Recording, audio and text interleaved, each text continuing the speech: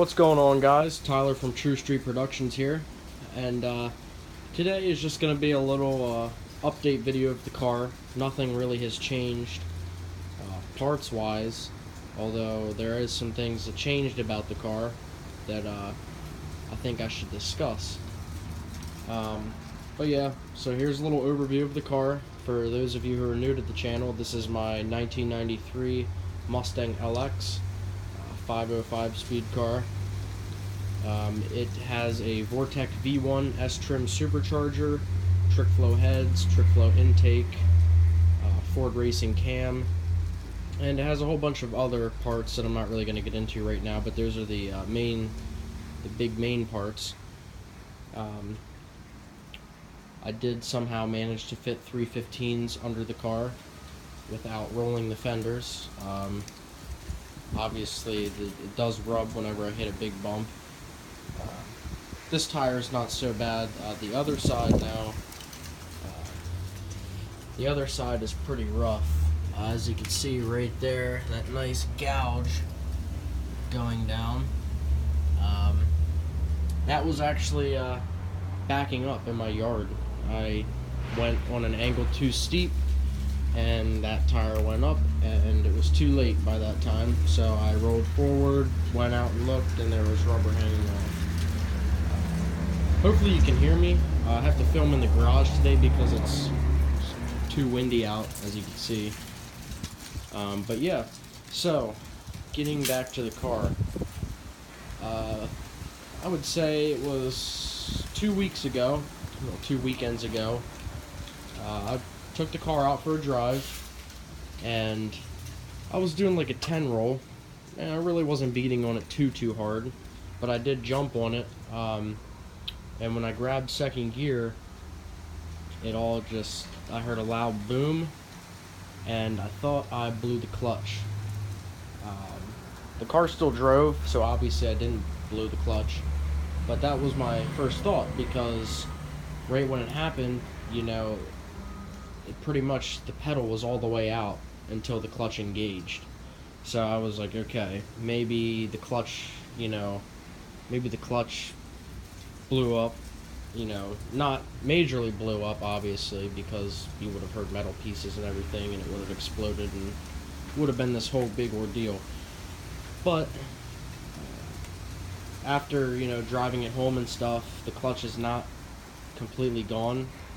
It's on its last leg, though, that's for sure, considering that the pedal has to be pretty much fully out until it engages. I tried adjusting it and everything, it still does not affect it at all. So that happened. Transmission seems to be okay, but when I hit third gear, and that whole little scene that I did there, when I hit third gear, it sounded like it literally stripped off the third gear, because I heard, grinding, and it was, it sounded like there were some metal pieces inside there floating around, but that went away. I still have third gear, still have all the gears. They don't grind or anything. But yeah, I got lucky on that one. Luckily, I was only like 5 miles away from my house, so, but that's what happened 2 weeks ago.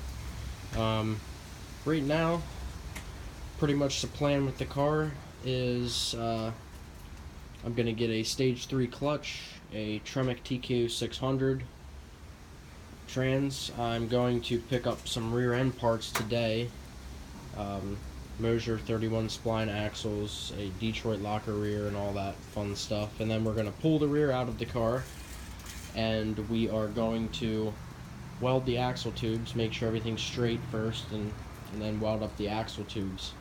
That way the rear is then, pretty much built. Next thing we have to do is get rid of the drum brakes, but, that'll happen as time comes. But yeah, this is going to be a little short video, nothing too long. Just wanted to get a little update for you guys. Nothing really has changed with the car. I still have the stage 2 methanol injection kit, for those of you wondering. I said I was going to do an install video and a review on it, but it's just right now with school and everything going on, I'm not home with the car. I'm only home on the weekends, and I had to get it tuned and all that for the methanol injection, and it's just not worth it because I'm going to be going with a Megasquirt ECU come Christmas. So there's no point in getting the methanol hooked up and then tuning it with this chip, spending more money when I'm just going to pull the whole setup out anyway. The whole tuning setup that I have now, which is a factory computer and an SCT chip, nothing special, but it's all going to be pulled out here in the next 5 months or so, depending on whenever I get time to do it and get time to take it to the shop and get it tuned and all that with the new Megasquirt. But yeah, that's a little update with the car. Nothing, like I said, nothing really has changed with it. I've just been driving it around here on the weekends, cruising around and stuff, but the paint has significantly gotten worse, though. It seems after I did that little clay bar thing, the paint, it was real bad. This clear coat wasn't this bad, but now you see the whole clear coat's lifting up here on the fender. On the other side, it was this little section, but now this whole area is starting up, and up on the roof there's some spots, I believe, that is clear coat starting to lift up. Not to mention, this side was repaired for rust. As you all know, that's a pretty common spot for Fox bodies, including the hatch. But this side is getting pretty bad. So now I'm going to have to figure out when I can take my car to the body shop and when I can get the money to take it to the body shop, because they charge an arm and a leg to do the other side. So now I have to get that section fixed, because there's no sanding it down and bondoing it and all that. It needs cut out. The whole panel needs cut out and replaced. But yeah, as you can see, the fenders aren't rolled. As you can see, it took away the paint and there's a whole bunch of rubber gunked up in there. But yeah, that's what happens when you fit a 315 tire. This little line here is really not that bad. It looks bad on camera, but honestly it's really not. It goes the whole way down. But these are one of the bigger 315 tires, so I mean it was kind of expected, so I'm not really upset about it. I'm more upset over this, because this could have been prevented and it wouldn't have been so bad if I would have just backed out, would have been paying attention. But I mean, it is what it is. It's a part of the car, so I just have to live with it and deal with it. I mean, it's kind of expected, you know what I mean? When you see a big fat tire like that without the fenders being rolled, you know what I mean? What do you expect? But other than that, they do pretty good. I took the car through the city last night expecting to get the tires all chewed up, but they didn't. Thank God. Yeah. Hopefully the wind's not messing it up, but as you can see, they are a pretty big tire. They're 315s, 315, 35, 17, on a 10-inch wide rim. They do have a little bulge to them, but I like the look of it, honestly. But yeah, so that's probably going to conclude this video.